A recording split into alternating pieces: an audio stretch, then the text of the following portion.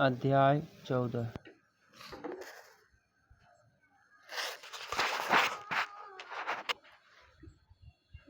श्री भगवान बोले, ज्ञानों में भी अति उत्तम उस परम ज्ञान को मैं फिर कहूँगा जिसको जानकर सब मुनिजन इस संसार से मुक्त होकर परम सिद्धि को प्राप्त हो गए हैं। इस ज्ञान को आश्रय करके अर्थात धारण करके मेरे स्वरूप को प्राप्त हुए पुरुष सृष्टि के आदि में पुनः उत्पन्न नहीं होते और प्रलय काल में भी व्याकुल नहीं होते। हे अर्जुन, मेरी महत ब्रह्म रूप मूल प्रकृति संपूर्ण भूतों की योनि है, अर्थात गर्भाधान का स्थान है, और मैं उस योनि में चेतन समुदाय रूप गर्भ को स्थापन करता हूँ। उस जड़ चेतन के संयोग से सब भूतों की उत्पत्ति होती है। हे अर्जुन, नाना प्रकार की सब योनियों में जितनी मूर्तियाँ अर्थात शरीरधारी प्राणी उत्पन्न होते हैं, प्रकृति तो उन सब की गर्भ धारण करने वाली माता है, और मैं बीज को स्थापन करने वाला पिता हूँ। हे अर्जुन, सत्वगुण, रजोगुण और तमोगुण ये प्रकृति से उत्पन्न तीनों गुण अविनाशी जीवात्मा को शरीर में बांधते हैं। हे निष्पाप, उन तीनों गुणों में सत्वगुण तो निर्मल होने के कारण प्रकाश करने वाला और विकार रहित है। वह सुख के संबंध से और ज्ञान के संबंध से अर्थात उसके अभिमान से बांधते हैं। हे अर्जुन, राग रूप रजोगुण को कामना और आसक्ति से उत्पन्न जान वह इस जीवात्मा को कर्मों के और उसके फल के संबंध से बांधता है। हे अर्जुन, सब देहाभिमानियों को मोहित करने वाले तमोगुण को तो अज्ञान से उत्पन्न जान वह इस जीवात्मा को प्रमाद, आलस्य और निद्रा के द्वारा बांधता है। हे अर्जुन, सत्वगुण सुख में लगाता है और रजोगुण कर्म में तथा तमोगुण तो ज्ञान को ढककर प्रमाद में ही भी लगाता है। हे अर्जुन, रजोगुण और तमोगुण को दबाकर सत्वगुण और तमोगुण को दबाकर रजोगुण, वैसे ही सत्वगुण और रजोगुण को दबाकर तमोगुण होता है अर्थात बढ़ता है।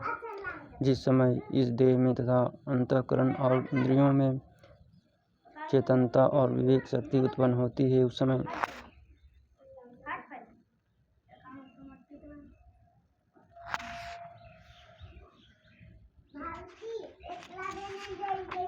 ऐसा जानना चाहिए कि सत्वगुण बढ़ा है। हे अर्जुन, रजोगुण के बढ़ने पर लोभ प्रवृत्ति, स्वार्थ बुद्धि से कर्मों का सकाम भाव से आरंभ, अशांति और विषय भोगों की लालसा, ये सब उत्पन्न होते हैं। हे अर्जुन, तमोगुण के बढ़ने पर अंतःकरण और इंद्रियों में अप्रकाश, कर्तव्य कर्मों में अप्रवृत्ति और प्रमाद अर्थात व्यर्थ चेष्टा और निद्रादि अंतःकरण की मोहिनी वृत्तियाँ, ये सभी उत्पन्न होते हैं। जब यह मनुष्य सत्वगुण की वृद्धि में मृत्यु को प्राप्त होता है, तब तो उत्तम कर्म करने वालों के निर्मल दिव्य स्वर्ग आदि लोकों को प्राप्त होता है।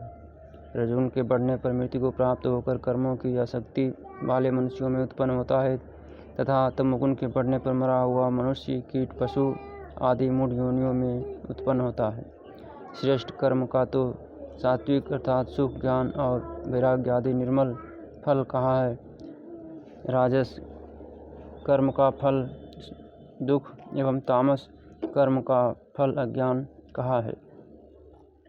सत्वगुण से ज्ञान उत्पन्न होता है और रजोगुण से निस्संदेह लोभ तथा तमोगुण से प्रमाद और मोह उत्पन्न होते हैं और अज्ञान भी होता है। सत्वगुण में स्थित पुरुष स्वर्ग आदि उच्च लोकों को जाते हैं। रजोगुण में स्थित राजस पुरुष मध्य में अर्थात मनुष्य लोक में ही रहते हैं, और तमोगुण के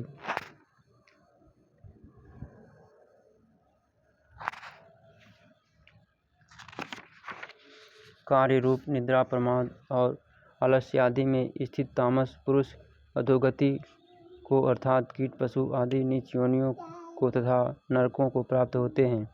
जिस समय दृष्टा तीनों गुणों के अतिरिक्त अन्य किसी को करता नहीं देखता और तीनों गुणों से अत्यंत परिचित सच्चिदानंद घन स्वरूप मुझ परमात्मा को तत्व से जानता है, उस समय वह मेरे स्वरूप को प्राप्त होता है। यह पुरुष शरीर की उत्पत्ति के कारण रूप इन तीनों गुणों को उल्लंघन करके जन्म, मृत्यु, वृद्धावस्था और सब प्रकार के दुखों से मुक्त हुआ परमानंद को प्राप्त होता है। अर्जुन बोले, इन तीनों गुणों से अतीत पुरुष किन किन लक्षणों से युक्त होता है और किस प्रकार के आचरणों वाला होता है, तथा हे प्रभु, मनुष्य किस उपाय से इन तीनों गुणों से अतीत होता है। श्री भगवान बोले, हे अर्जुन, जो पुरुष सतगुण के कार्य रूप प्रकाश को और रजगुण के कार्य रूप प्रवृत्ति को तथा तमोगुण के कार्य रूप मोह को भी न तो प्रवृत्ति होने पर उनसे द्वेष करता है और न निवृत्ति होने पर उनकी आकांक्षा करता है,